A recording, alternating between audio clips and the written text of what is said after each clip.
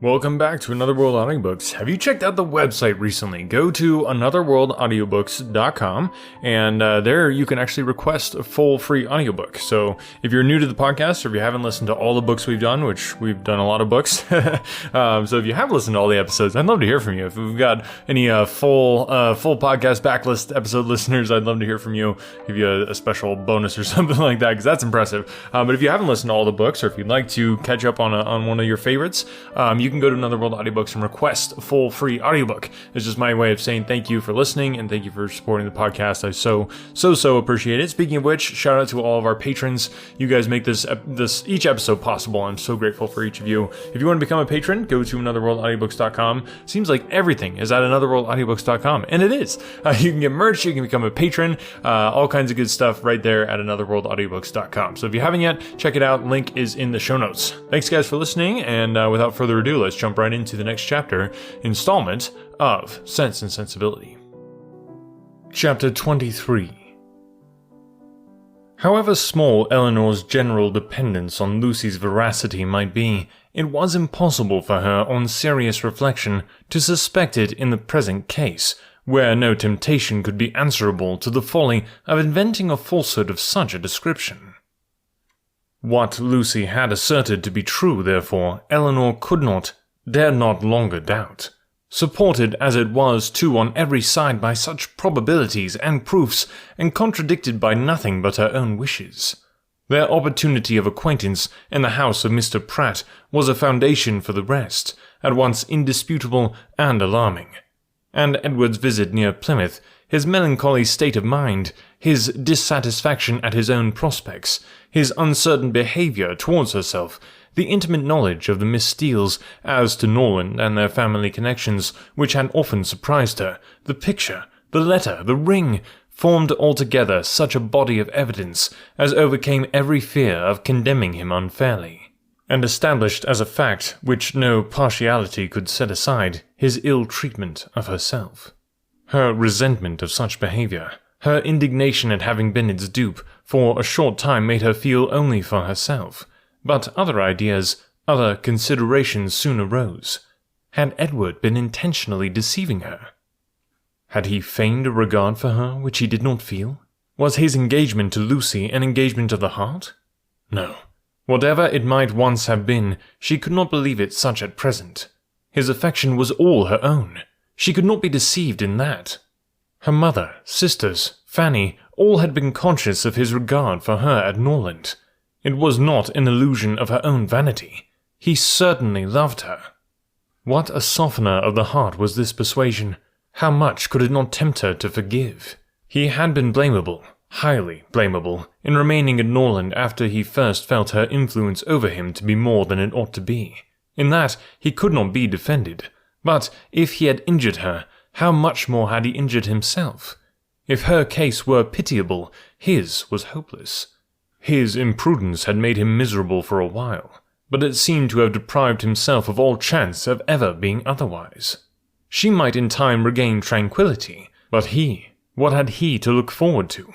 Could he ever be tolerably happy with Lucy Steele?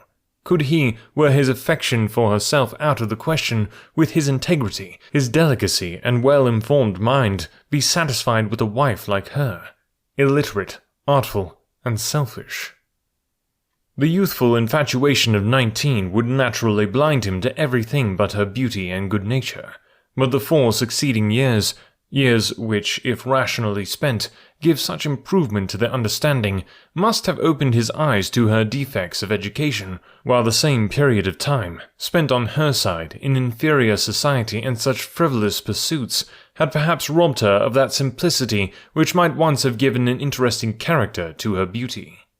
If, in the supposition of his seeking to marry herself, his difficulties from his mother had seemed great, how much greater were they now likely to be, when the object of his engagement was undoubtedly inferior in connections, and probably inferior in fortune to herself?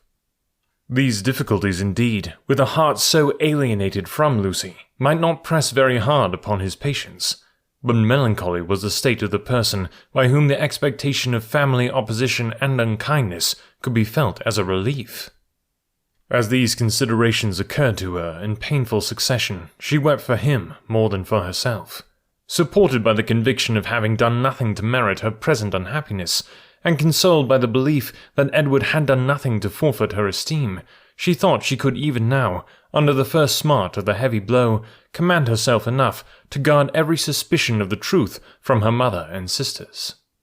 And so well was she able to answer her own expectations, that when she joined them at dinner only 2 hours after she had first suffered the extinction of all her dearest hopes, no one would have supposed from the appearance of the sisters that Eleanor was mourning in secret over obstacles which must divide her for ever from the object of her love, and that Marianne was internally dwelling on the perfections of a man of whose whole heart she felt thoroughly possessed, and whom she expected to see in every carriage which drove near their house. The necessity of concealing from her mother and Marianne what had been entrusted in confidence to herself, though it obliged her to unceasing exertion, was no aggravation of Eleanor's distress. On the contrary, it was a relief to her to be spared the communication of what would give such affliction to them, and to be saved likewise from hearing that condemnation of Edward, which would probably flow from the excess of their partial affection for him, and which was more than she felt equal to support.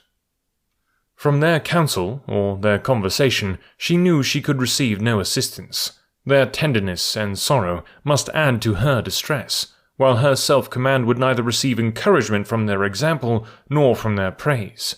She was stronger alone, and her own good sense so well supported her that her firmness was as unshaken, her appearance of cheerfulness as invariable, as with regret so poignant and so fresh it was possible for them to be. Much as she had suffered from her first conversation with Lucy on the subject, she soon felt an earnest wish of renewing it, and this for more reasons than one.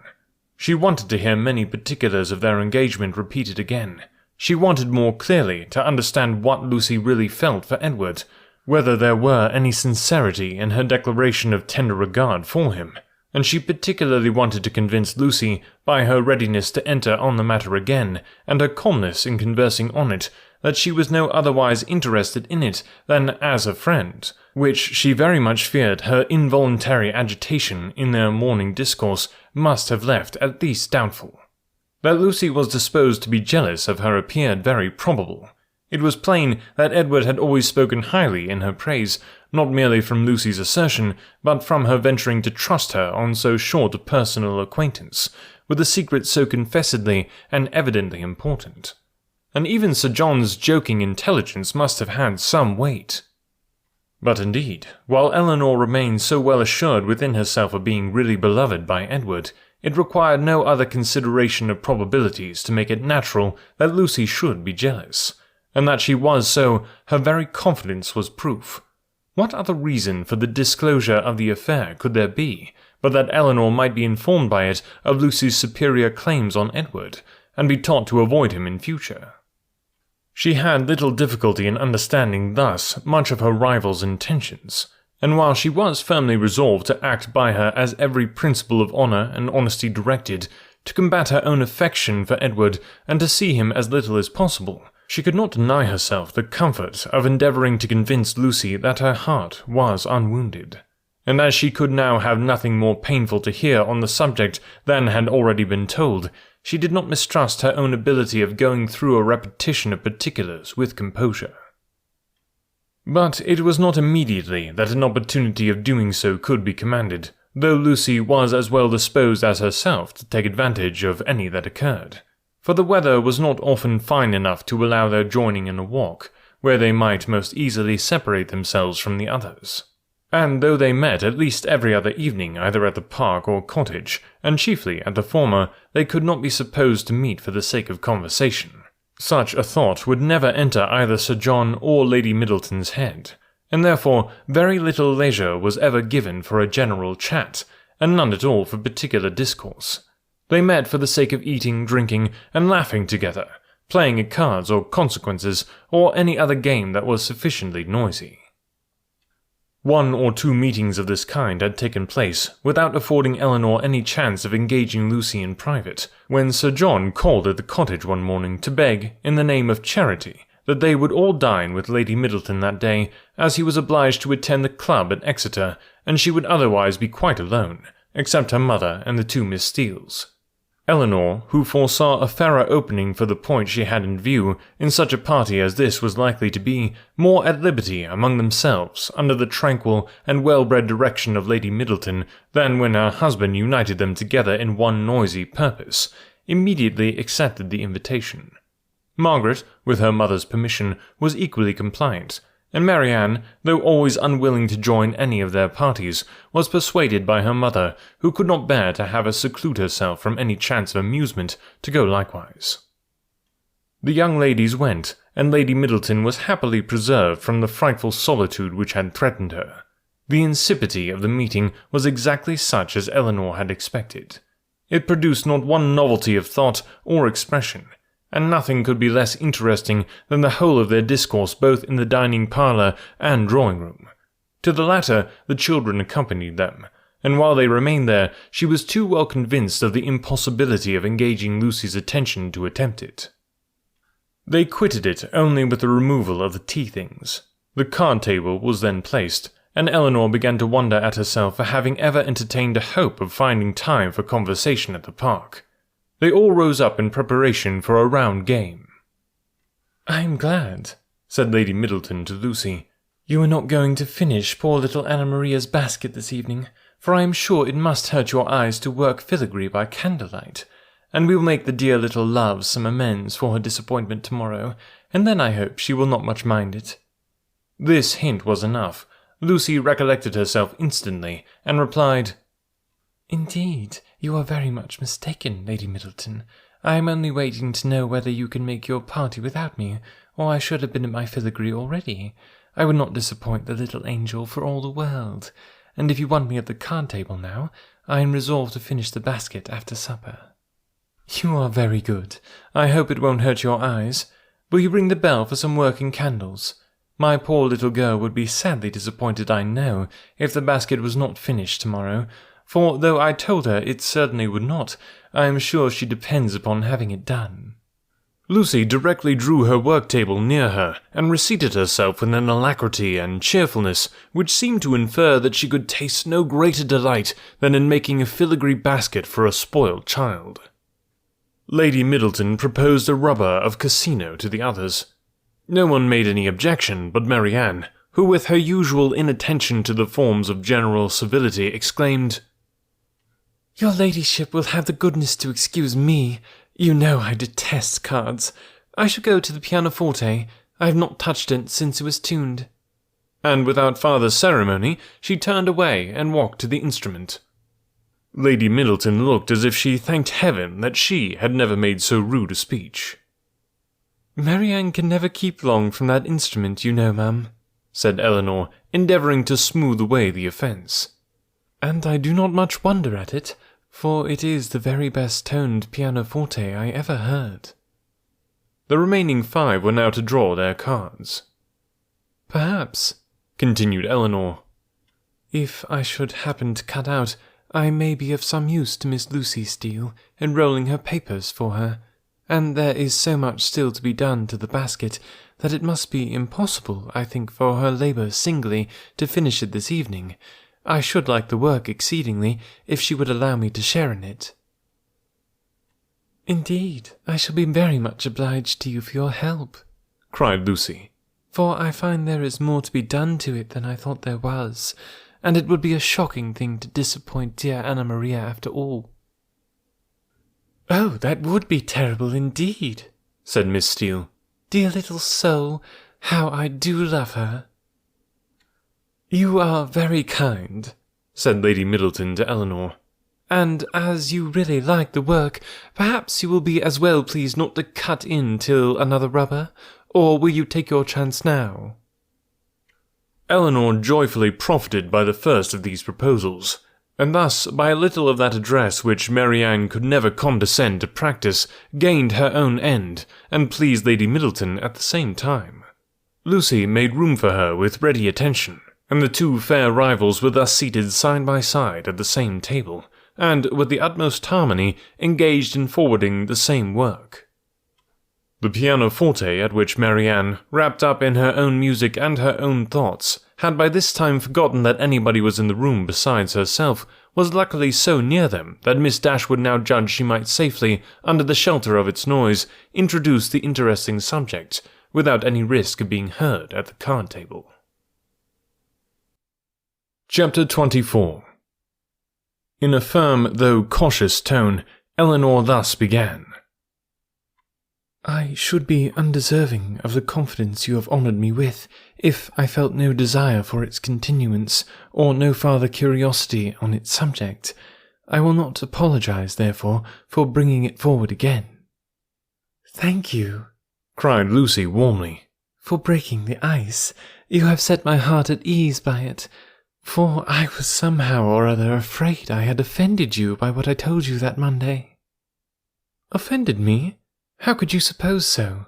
Believe me, and Elinor spoke it with the truest sincerity, nothing could be farther from my intention than to give you such an idea. Could you have a motive for the trust that was not honourable and flattering to me? And yet I do assure you, replied Lucy, her little sharp eyes full of meaning. There seemed to me to be a coldness and displeasure in your manner that made me quite uncomfortable. I felt sure that you were angry with me, and have been quarrelling with myself ever since for having took such a liberty as to trouble you with my affairs. But I am very glad to find it was only my own fancy, and that you really do not blame me. If you knew what a consolation it was to me to relieve my heart speaking to you of what I am always thinking of every moment of my life, your compassion would make you overlook everything else, I am sure. Indeed, I can easily believe that it was a very great relief to you to acknowledge your situation to me, and be assured that you shall never have reason to repent it. Your case is a very unfortunate one. You seem to me to be surrounded with difficulties, and you will have need of all your mutual affection to support you under them. Mr. Ferris, I believe, is entirely dependent on his mother. He has only £2,000 of his own. It would be madness to marry upon that, though, for my own part, I could give up every prospect of more without a sigh. I have always been used to a very small income, and can struggle with any poverty for him. But I love him too well to be the selfish means of robbing him, perhaps, of all that his mother might give him if he married to please her. We must wait. It may be for many years. With almost every other man in the world, it would be an alarming prospect, but Edward's affection and constancy nothing can deprive me of, I know. That conviction must be everything to you, and he is undoubtedly supported by the same trust in yours. If the strength of your reciprocal attachment had failed, as between many people, and under many circumstances it naturally would during a 4 years' engagement, your situation would have been pitiable indeed. Lucy here looked up, but Elinor was careful in guarding her countenance from every expression that could give her words a suspicious tendency. Edward's love for me, said Lucy, has been pretty well put to the test by our long, very long absence since we were first engaged, and it has stood the trial so well that I should be unpardonable to doubt it now. I can safely say that he has never gave me one moment's alarm on that account from the first. Elinor hardly knew whether to smile or sigh at this assertion. Lucy went on. I am rather of a jealous temper too by nature, and from our different situations in life, from his being so much more in the world than me, and our continual separation, I was enough inclined for suspicion to have found out the truth in an instant, if there had been the slightest alteration in his behaviour to me when we met, or any lowness of spirits that I could not account for, or if he had talked more of one lady than another, or seemed in any respect less happy at Longstaple than he used to be. I do not mean to say that I am particularly observant or quick-sighted in general, but in such a case I am sure I could not be deceived. All this, thought Elinor, is very pretty, but it can impose upon neither of us. But what, said she after a short silence, are your views? Or have you none but that of waiting for Mrs. Ferris's death, which is a melancholy and shocking extremity? Is her son determined to submit to this, and to all the tediousness of the many years of suspense in which it may involve you, rather than run the risk of her displeasure for a while by owning the truth? If we could be certain that it would be only for a while, but Mrs. Ferris is a very headstrong, proud woman, and in her first fit of anger upon hearing it, would very likely secure everything to Robert, and the idea of that, for Edward's sake, frightens away all my inclination for hasty measures. And for your own sake too, or you are carrying your disinterestedness beyond reason? Lucy looked at Elinor again, and was silent. Do you know Mr. Robert Ferris? Asked Elinor. Not at all. I never saw him, but I fancy he is very unlike his brother, silly and a great coxcomb. A great coxcomb? Repeated Miss Steele, whose ear had caught those words by a sudden pause in Marianne's music. They are talking of their favourite beau, I dare say. No, sister, cried Lucy. You are mistaken there. Our favourite beaux are not great coxcombs. I can answer for it that Miss Dashwood's is not, said Mrs. Jennings, laughing heartily, for he is one of the most modestest, prettiest behaved young men I ever saw. But as for Lucy, she is such a sly little creature, there is no finding out who she likes. Oh, cried Miss Steele, looking significantly round at them. I dare say Lucy's beau is quite as modest and pretty behaved as Miss Dashwood's. Elinor blushed in spite of herself. Lucy bit her lip and looked angrily at her sister. A mutual silence took place for some time. Lucy first put an end to it by saying in a lower tone, though Marianne was then giving them the powerful protection of a very magnificent concerto. I will honestly tell you of one scheme which has lately come into my head, for bringing matters to bear. Indeed, I am bound to let you into the secret, for you are a party concerned. I dare say you have seen enough of Edward to know that he would prefer the church to every other profession. Now, my plan is that he should take orders as soon as he can, and then, through your interest, which I am sure you would be kind enough to use out of friendship for him, and I hope out of some regard to me, your brother might be persuaded to give him Norland living, which I understand is a very good one, and the present incumbent not likely to live a great while. That would be enough for us to marry upon, and we will trust to time and chance for the rest.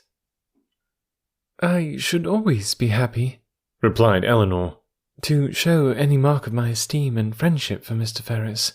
But do you not perceive that my interest on such an occasion would be perfectly unnecessary?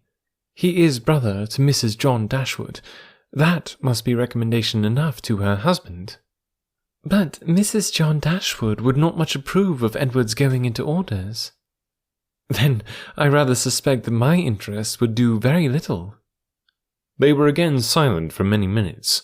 At length Lucy exclaimed with a deep sigh, I believe it would be the wisest way to put an end to the business at once by dissolving the engagement.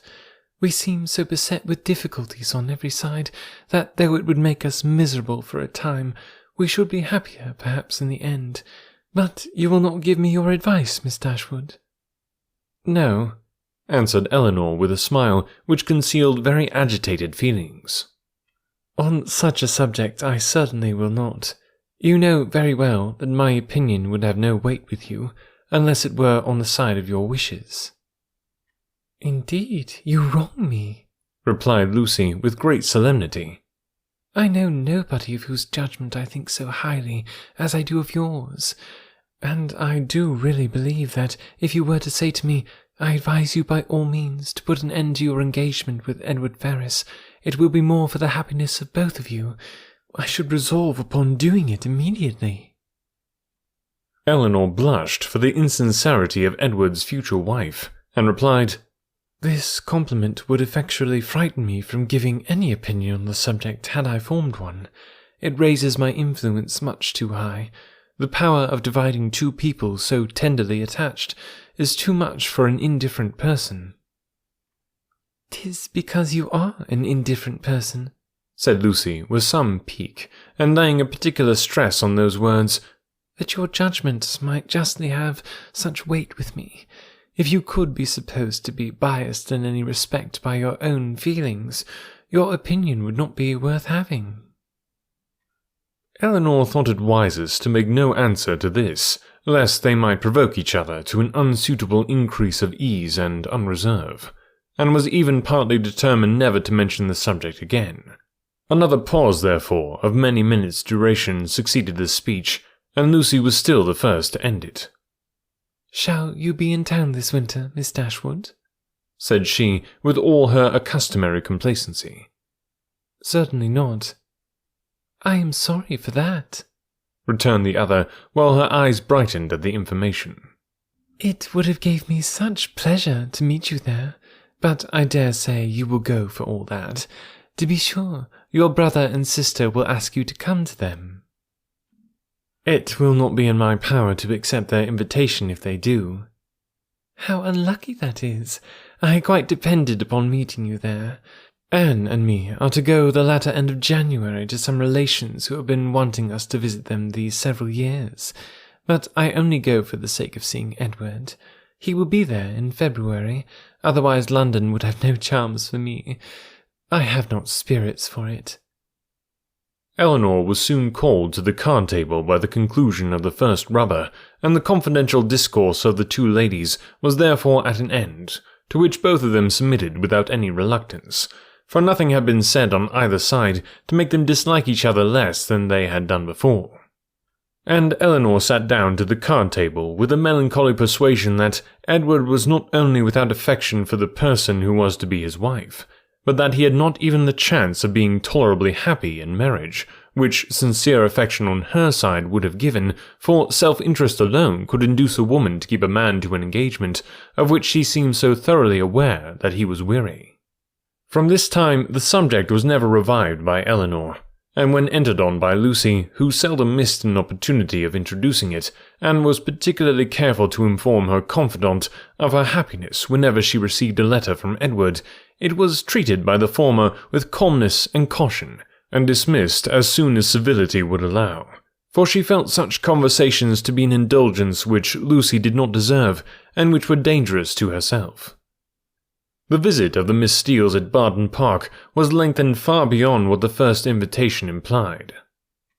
Their favour increased. They could not be spared. Sir John would not hear of their going, and in spite of their numerous and long-arranged engagements in Exeter, in spite of the absolute necessity of returning to fulfil them immediately, which was in full force at the end of every week, they were prevailed on to stay nearly 2 months at the park, and to assist in the due celebration of that festival which requires a more than ordinary share of private balls and large dinners to proclaim its importance. Ah, the mystery, the intrigue is building. It's building. Alright guys, hope you guys are enjoying this book so far. I'd love to hear from you. Get in touch. anotherworldaudiobooks@gmail.com is the best email address, or you can hit me up on social media. All those links are down below, as well as at anotherworldaudiobooks.com, where, again, you can get a free audiobook, so go request that. I'd love to send one your way. And I really appreciate everybody who's just spreading the word about the podcast. If you know anybody who might enjoy a free audiobook, and let's be honest, who wouldn't, just send them this way, get them listening to the podcast, and if you think they'd like it, that's the best way for podcasts to grow, is by people who love the podcast telling other people who might love the podcast about the podcast that they might love. So spread the word, and I so appreciate it, and looking forward to jumping back into this book here next week. We'll catch you then.